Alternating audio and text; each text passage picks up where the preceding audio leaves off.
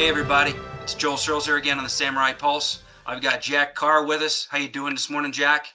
Doing great. Thanks for having me on. Hey, thanks for coming. We'd love to learn more about your career in the SEALs and how that inspired your writings and all of your vast creative and nonfiction work. Yeah, well, I always knew that I wanted to do these two things in life. One, serve my country in uniform, and the second, write thrillers. And very early, I found out about SEALs, so age 7. And I think service was already in my blood from, I think it's in my DNA regardless. But my grandfather was killed in World War II, so I grew up with pictures of him and his squadron. He flew the Corsair, the F-4U Corsair. Hmm. Uh, Had his wings, medals, the silk maps they used to give aviators back then. So if you hit the water with a paper map, obviously it disintegrate, but a silk map just gets wet, you can still use it. So I had all those physical things. And then I was watching a show called Black Sheep Squadron. It was called Baba Black Sheep when it first came out, and then and then Black Sheep Squadron in syndication a couple of years later in the early 80s. But I'm watching that with my dad, and that's his connection and my connection essentially to that generation back when people just came home from the war and got back to work, and there weren't Facebook groups and there weren't anything else. It was just building us into the country that we are today. And so for him, who never got to meet his father, he couldn't track down anybody at age 5, 6, 7, 8, 9, 10 back in the late 40s, early 50s, even early 60s. You couldn't just like track someone down as easily as you can today and try to find someone that knew your father or served with him, that sort of a thing. So I think that connection to that generation and to World War II was through popular culture, meaning films, television shows, books. But I think that was very impactful to me growing up, having that connection, watching Robert Conrad portray Pappy Boynton, Marine Corps aviator, which is what my grandfather was, a Marine Corps aviator, flying the same plane, that sort of thing. So the influence of popular culture is powerful. But service was already in my blood, and then I saw a movie called The Frogman, old black and white film, and saw that when I was 7 years old, and asked my dad what a frogman was, and he said, "Ask your mother," because my mom's a librarian and still is. So we went down to the local library and started doing some research and found out about SEALs, found out about UDT, and from that moment on, I was hooked, and I knew that I would one day serve my country in uniform as a SEAL. That was the goal anyway.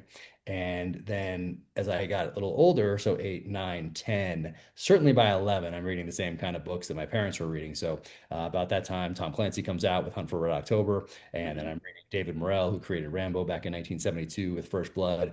And I'm discovering some of those guys through films and television shows, adaptations, then finding the books. But I'm reading A.J. Cornell, J.C. Pollock, Mark Olden, Louis L'Amour.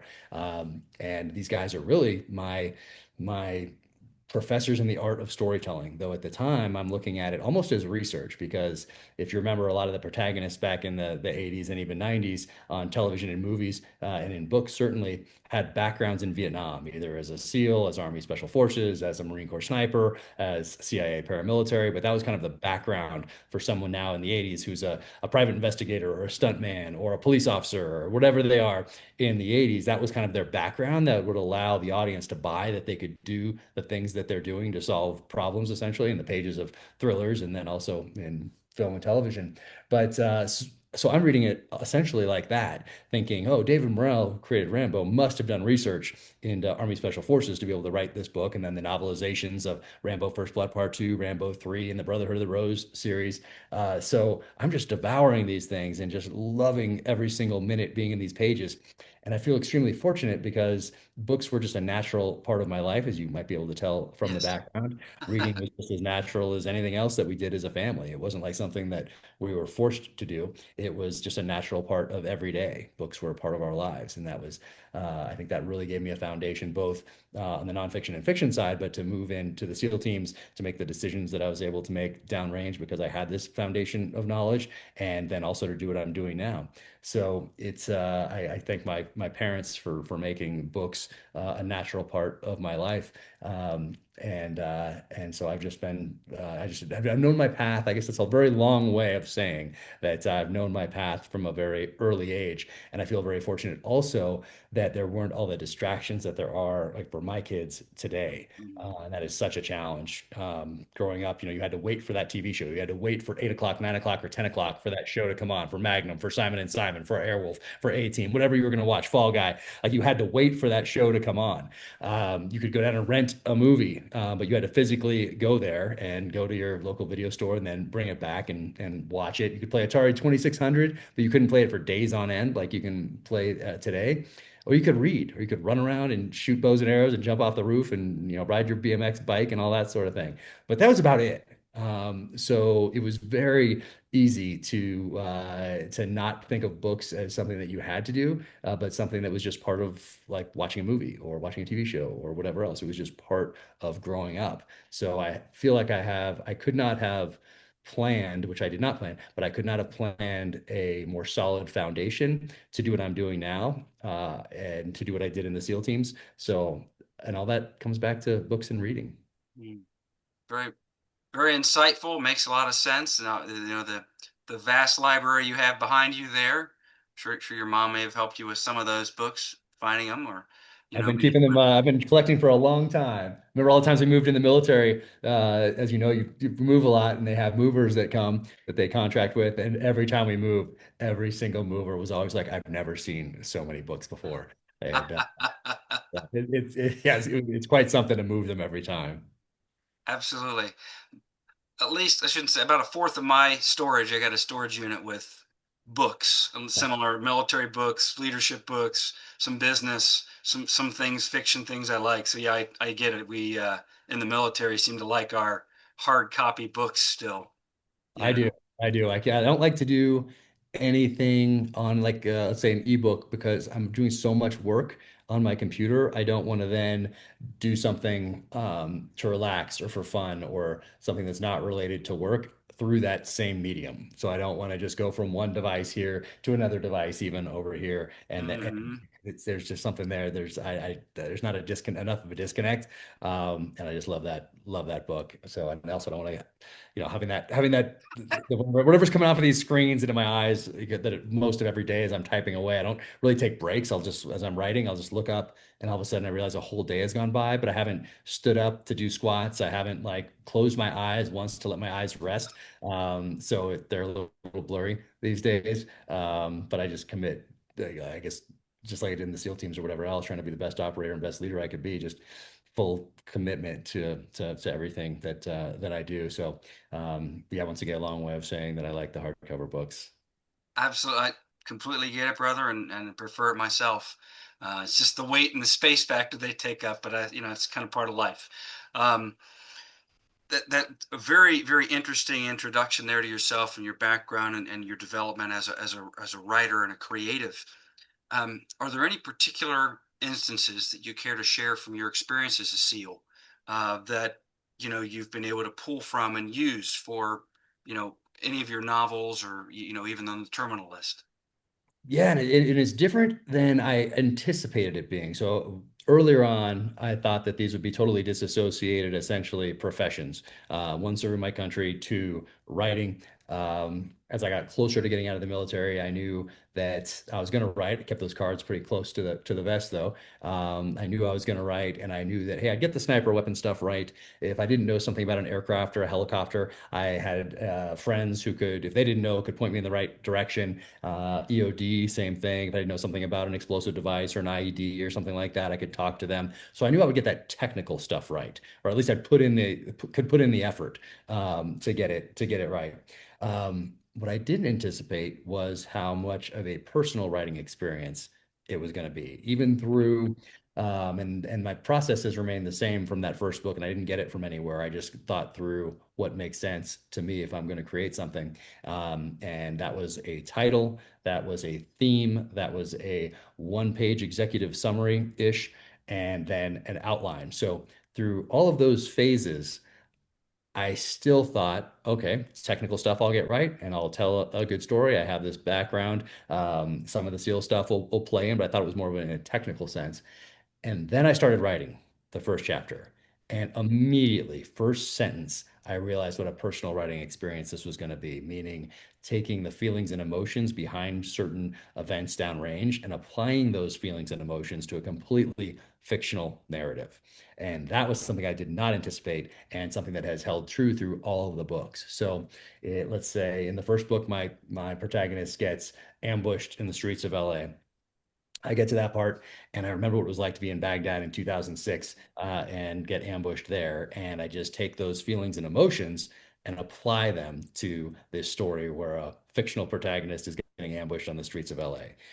Same thing with pressing the trigger on a sniper rifle. I don't have to go out and track someone down who was in Ramadi at the height of the war, sit them down or jump on a Zoom or get on a phone call and say, hey, what was it like to be a sniper in Ramadi at the height of the war? What was that like? How did that feel? And then start taking notes, and then having those notes and those answers from this person who did the job filter through any preconceived notions I may have, any documentaries or films I may have watched, other books I may have read, fiction or non, and then get filtered through all of that and then back out onto the page in a fictional scenario, which is a lot of delusion right there. So instead, I can just think about what that was like to drop over the back wall of the base in Ramadi and go into after curfew into the town, set up sniper hide sites, do all that stuff, and I can remember what that was like, and then I can write that down in a fictional story.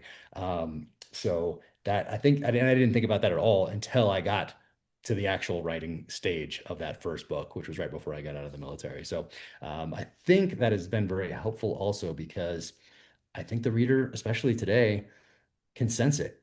I think especially now that we're so in tune with, like, no one ever said authenticity in the 80s, really. It wasn't this buzzword as you're in the 70s, 80s, 90s. It wasn't something that came up every day, every conversation or any sort of marketing meeting or whatever it is. That was not something that people just talked about. It was a word, but it wasn't a part of like everyday vocabulary in thinking about the world around us and the influences around us and the manipulations by big tech coming through our phones every second of the day to influence thoughts and behaviors or whatever they want to do.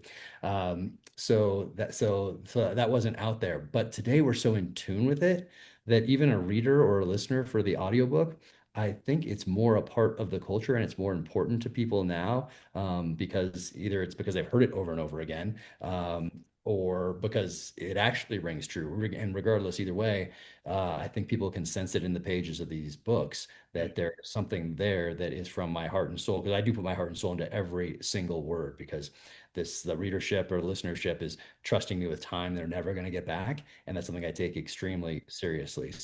Um, so I think that has really resonated, and also the fact that my character is on a journey, and that's one thing that every single person on the planet has in common. And he's not just the same character that's picked up and dropped into a new scenario every year. Okay, now he's saving the world from a nuclear bomb. Now he's saving it from a bioweapon. Now he's saving it from a chemical weapon. Now it's not that. And I was very um, attuned to that when I started, that I did not want that to happen. I wanted my character to evolve. I wanted him to learn from the lessons of previous books and then apply those lessons as wisdom in a current problem set. And so I think that those two things, the feelings and emotions behind what he goes through, and then also the fact that he's on a journey, and both of those things are what readers and listeners really can really identify Right. with. So, and that wasn't intentional. That was just something I noticed after the first book came out, and Mm. I started, and then it was, whatever, successful or whatever. But then people asking me, why do you think this is true? Why do you think that it has sold so many copies? Why do you think you broke out from all these other authors and thousands of books out there? Why did yours go this way? And so that's when I started thinking about it. And Yeah. that holds, I think that there's something to it, that authenticity piece and the fact that my character's on a journey. Very insightful. And that's excellent. You didn't just almost silo the character in situations and didn't have them grow in between and kind of on a life journey, even simple moments and even more significant ones. Um, Definitely been familiar with some of those types of characters that are siloed, and there is a lack of authenticity, to use the word, and it's also can be kind of cheesy which is something that those words aren't, that word is not associated with anything you do. And the terminalist itself, from the show perspective, is very authentic with who you've had on board as well, and who that Amazon brought on board, and the way the storylines were developed. There wasn't, I was never pulled out of any moment like that didn't seem like that fit, or that was forced. And it seems like that's kind of like what you're getting at is, there's nothing forced. It's all genuine emotion and passion, traveling along, a journey, ups and downs.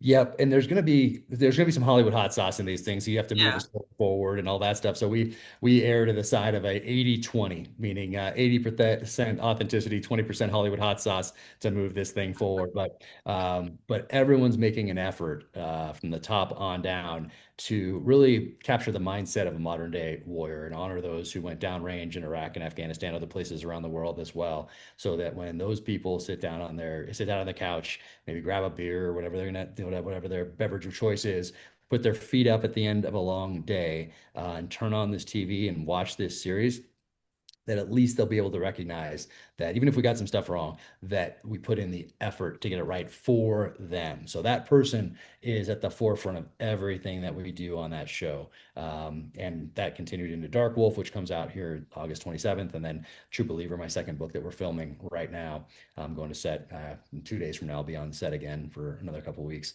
Um, but that is at the forefront of all we do, is that person that served, and that law enforcement guy, that firefighter, that first responder. Also, those people that do those jobs, we're thinking about them constantly with every decision we make for the show, because we don't want that person to sit down and crack open that beer and turn this thing on and see something that a first responder does or a police officer does and be like, roll their eyes or whatever else. So we really put in the effort, and I'm sure we'll get things wrong. And you can pick anything apart, especially today when you can freeze frame everything and put it up there, and whatever.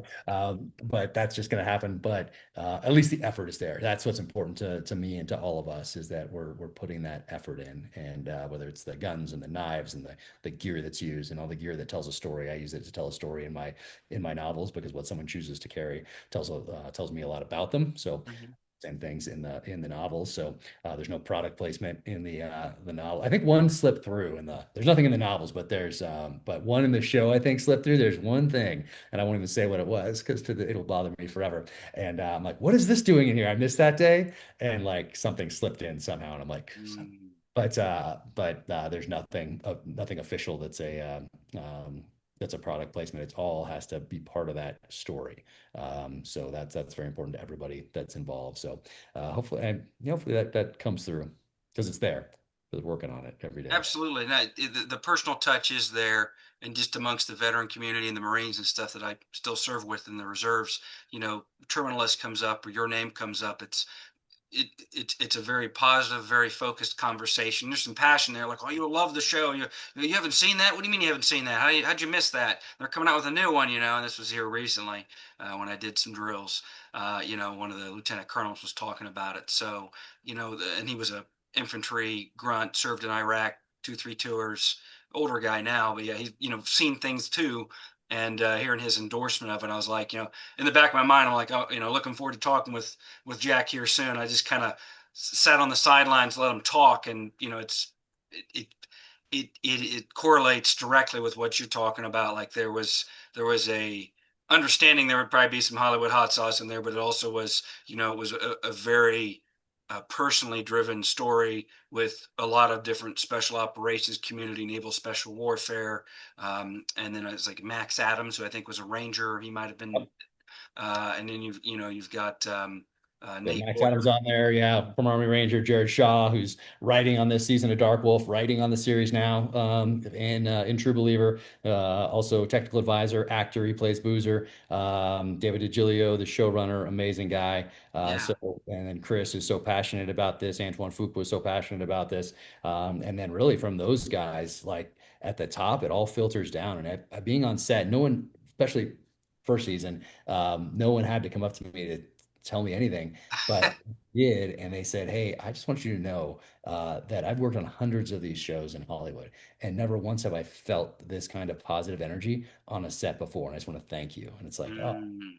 You have so many people coming up saying, "Hey, my cousin or my daughter is going to boot camp in a week. Would you mind signing a book?" And so I'd always bring books to set and sign them to everybody and saying thank you and all that stuff. And for me, I want to go around also and learn everything that goes into making these things. Hair and makeup and stunts and medical, everything that goes into it. And it's very similar to a military operation. That was my first thought when I showed up on set. And my first time on set was the tunnel sequence in the first season, first episode, and it really struck me how well first everyone is dressed up like SEALs, and there's bad guys and all that stuff, and they're actual SEALs that I served with in Iraq that are now on the show for that sequence right there. So we had a little reunion right there to the I'm sure to the dread of the COVID police who were there getting paid whatever we had to dish out to keep everyone apart, and we're like, "Oh, bro," hugs, and I think they were just losing their minds.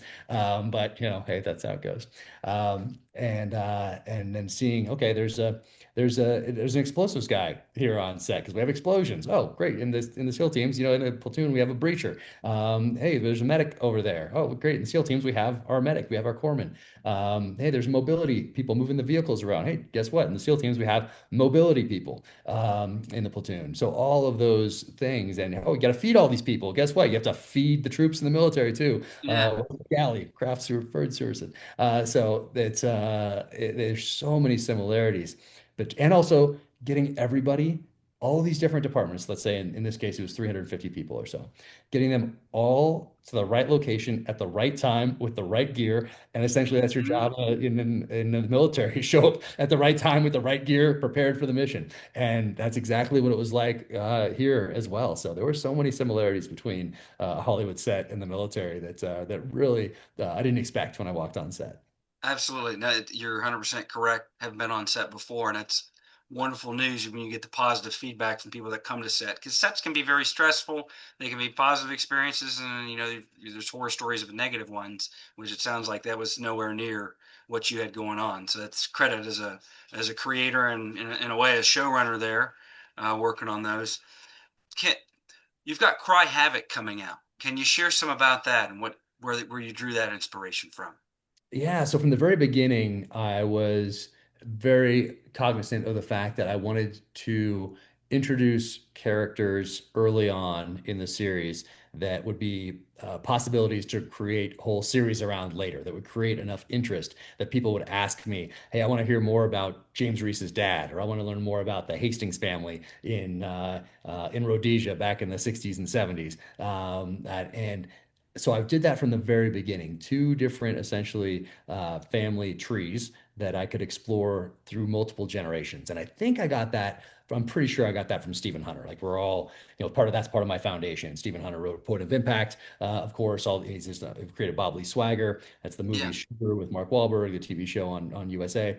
He's become a dear friend over the years, Wow. and Stephen Hunter has, and just an amazing guy. But I think that's where I got that because he has written multi-generational Hmm. books with Bob Lee Swagger, Bob Lee Swagger's dad, Bob Lee Swagger's grandfather. There's a new one coming out I think it's October. Yeah, this October coming out with the great grandfather, I think, in the Old West, or maybe it's great great. But that galley copy just arrived. I can't wait to dive into that. But I think I got that from him. So the question now, and it worked. People all the time in book signings and then on social media asking me, "Hey, when are you going to do something about James Reese's dad? When are you going to do something about the Hastings family and all of that?" So I thought, okay, what's the first one I should do? Okay, I think it makes sense to do because of some things that I set up in later novels and incorporated James Reese's dad more into the backstory. I figured it would make sense to do that first. So that became Cry Havoc. It's 1968, Vietnam. It's the dad, a SEAL, Vietnam, pulled over to MACV-SOG. He's on his third Vietnam deployment, and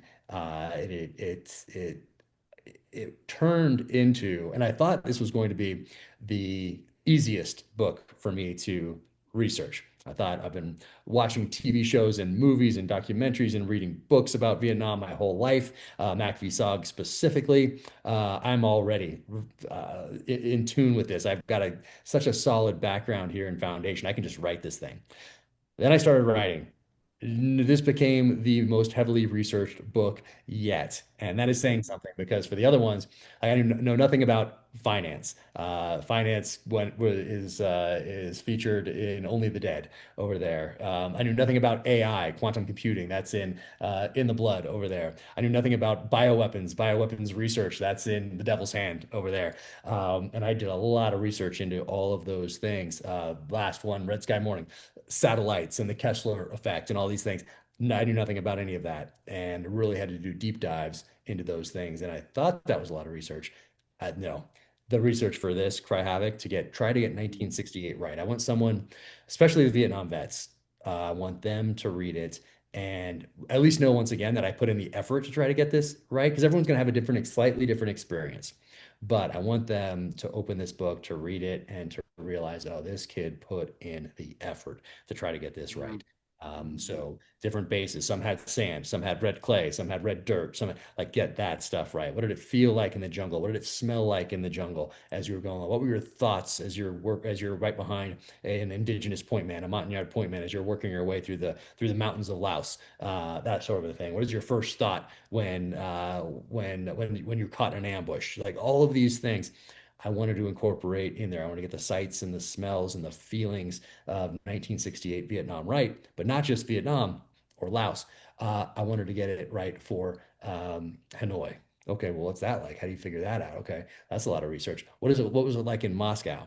Okay, what kind of restaurants were there? How would you get from GRU headquarters if you're a deputy? Do you have a car? What kind of car is that? Do you have a driver? Is he a security guy also? What were they serving back then? There was stale bread. Why is it stale? Even at the best restaurant in Moscow in 1968, like all of those little things like that. What did Moscow smell like back then? Like that became so much more work than I anticipated. And then there's a section in NSA and Washington, D.C., Maryland area in the book as well. And what was that like there? What was this hotel like? What kind of car was somebody driving? Did people still wear hats with their suits back then? Or that's fallen out of fashion after, JFK stopped doing it. And all of those, were people reading? What was in the movies theater at the time? Like if you're passing a theater, what do you look up and see? What's on the billboard in this date?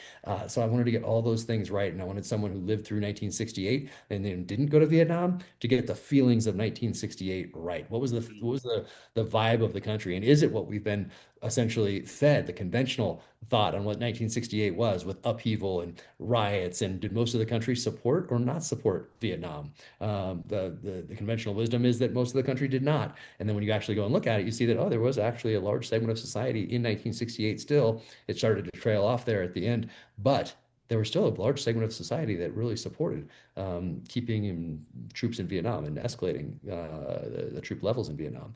So it was really interesting to dive into all of that research. And then there's conflicting reports. That became something as well.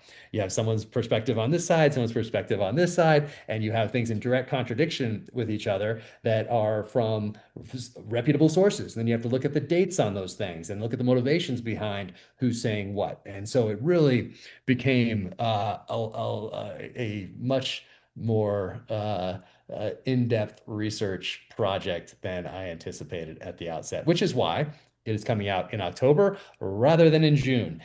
Because I could have just written it with what I have in my head and what my preconceived notions of things are, and based on all the documentaries and movies and books that I've read over the years, and I certainly could have gotten it out by June. But I really wanted to capture 1968 and do it in a way that wasn't just conventional, that wasn't just a my preconceived notions. I didn't want to just rush to get it out, Right. and so now it's coming out in October, but Okay. the effort has been put in to make it as good as I could possibly make it. I understand. Thanks for sharing all that depth and information and the painstaking time of sitting down and going through all those books and documentaries, and you probably talk with people as well. Yeah. That's amazing, and it credits a credence to your work ethic, and what it's created through that. Not only as your time as a SEAL, but also as a journal or a novelist. And it's just I want to add, I don't know if I recommend this way of doing things. It probably would have been a lot better just to get it out there in June, but I just couldn't do it. I couldn't force it just to get something out there. I once again, I think those readers and listeners are trusting me with time they're never going to get back. And so I have to do that research. I have to put my heart and soul in every word, and however long that takes is just however long it takes to be the best product it can possibly be. So I'm not about churning these things out just to get another book on the shelves. No, it has to be better than the last one every single time. And I think that's true in this case. Absolutely. No, I completely understand. And Dark Wolf will have come out by then, and I don't know when True Believer's coming out, but you'll have things kind of either in the pipeline just coming out, and have potentially have some of that lift off from those projects to go with your fully vetted and complete Cry Havoc novel.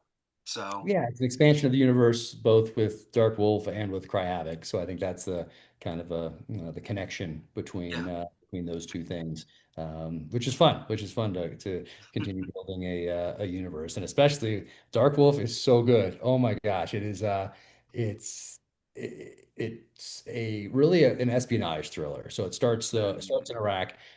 So people watching that first episode may think that it's going to be a military type thriller, and then it moves up into Europe and becomes an espionage thriller. And it's tested off the charts with test audiences. So it's not just me saying it, but I could not be more thrilled with the way that thing turned out. And it's crazy because that people, why does it take so long? Why did it take so long? Well, here's why it took so long, and so long is in quotes, of course, because everything's relative. But yeah. when you have a star like at the level of a Chris Pratt. They don't sign on for a TV show for multiple seasons in a row. What if it's horrible? What if the first one's horrible? Then you're locked into this thing by contract. Like people don't do that if you're at that level. So you do one, and then if it's good, then you do another. And that also makes for a better negotiating position. So that takes a little time. Those who have worked in the entertainment industry know that some of these things take time when you, especially when you get the lawyers involved and all that stuff. So first season was a huge hit. They'll never share the exact numbers with us, but Mm, we can, yes, there's a reason there is a second season and a spinoff and talk of other spinoffs as well. So, and that's because their data and their numbers point to this being a good move. mhm. So that takes a little time. So did that. Okay, what's the spinoff going to be? Chris calls and says, "Hey, let's do the spinoff because I can't do the next season for a little while because I'm committed to all these other projects. Let's do a show about Ben Edwards. People loved that character. Let's show his journey to be able to do the things that he does in the terminal list. Let's go back and show how he gets there. Awesome. Mhm. Then he calls Taylor. Taylor's in. Then we put a pitch together. Me and David DiGilio and Max Adams and Jared Shaw. Okay, here's a pitch to Amazon. They love it. And then okay, now let's get into the meat of this thing and start doing all the negotiations as far as everyone's contracts and all that stuff. So that brings us to about January of 2023. So the show came out in summer of 2022. So that gets us to January of 2023. Sorry, 2020, yeah, three.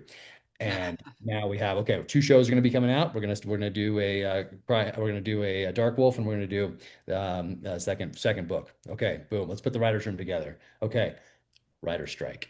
So even Mm, though it was about, I think about 7 months or so, because of just compounding effects, it really put us behind by a year.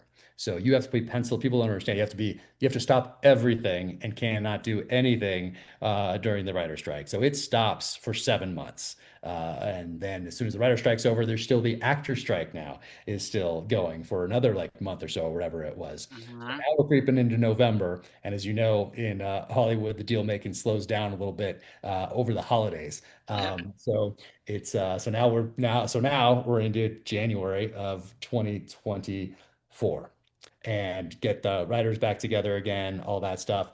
And we're supposed to start filming because we've done enough work where we could do a first episode already, but we're supposed to be filming in the Middle East. And what had happened in October? Well, okay, Israel, Hamas, and there were some security concerns about where we were planning to film.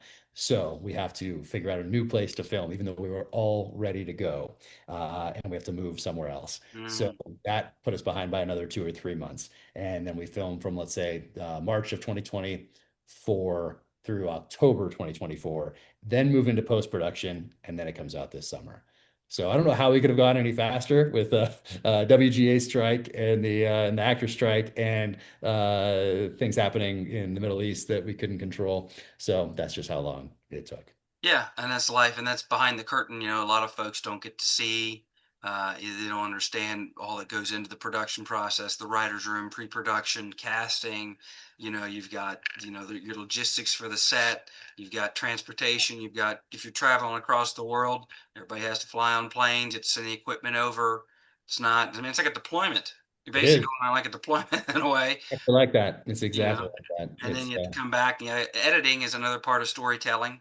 The editing process, if editing done right, can be great. If it's done terrible, you can take a good film or good shit series, and it can be really messed up or bland when it was not filmed that way. yeah, So exactly. yeah, Exactly. editing. There's a reason why editors earn Oscars, and it's because they are, the I wouldn't call it the tail end, but in the way they are, they kind of make sure everything gets mixed properly, in the kitchen, and when it comes out of the kitchen, it's ready to be served and people enjoy it. Well, that takes a long time. When you're doing 7 hours essentially of television, so essentially a 7 hour movie, and you have to edit all the hours that you have down to that 7 hours, hour per episode, then that takes some time. So Hmm. I don't know, people just think I don't know what people think online that ask complain You know, about it's, taking so long. you Yeah, you've already got the script there written and you've already got the people lined up. They canceled all their other acting jobs just to be there with you at that point. And it's like, no, that we had to kind of fit in everybody's schedule and other people are working. And it's not the studio system where people are on the lot every day or, like we're going to have this person do this. And you've got Walt Disney casting people or a very different world. Maybe they think it's 1940s Hollywood where we're going to make a movie tomorrow. Like, I okay. don't know. I don't know, but it's crazy. And then you have people that say, hey, why didn't you get so and so for this part? I'm like, well, you don't just get someone. I mean, these are people. You don't just like you don't Yeah. up and drop them in. They have to be interested and they Yeah. have to be affordable. They have to fit your budget and they Yeah. have to want to do it and they have to have no other projects and all this stuff. Yeah, why It's isn't Tom Cruise in the terminal list and Arnold Schwarzenegger and Sly Stallone? We're just gonna mix everybody into the. Uh, expendables. it's gonna be a huge budget. There'll be a 1 hour, movie basically. That's great. Before we jump here, and this I'll edit out. If there's any other things you wanted to touch on, and then I'll stop the recording, and then we can just wrap up, and I'll let you go about your day. Thanks for giving me some extra time here. I appreciate everything you've shared too. This is very interesting, and I'm sure a lot of readers will really enjoy this, especially there with military.com. So I'll pick it back up here. Yeah, no, this summer is going to be a busy one with the premiere, and then moving into we'll see if we get a second season. Hope so. I guess you have to see how that once again that data again has Yeah, to point to the fact that it is a good investment for the studio, and if the test audiences are any indication, then I think we will for the Dark Wolf series, and then finish up with True Believer by the end of the year and move into post production on that, and in the meantime have Cry Havoc come out in October, and which is the Vietnam focused book. And then there's some other projects that are unannounced that are out there as well. So there's a lot to juggle, but I feel extremely fortunate. awesome, great. Thank you for your time, Jack. It's been a pleasure getting to speak with you, and we wish you all the best. Thanks so much for having me. You take care.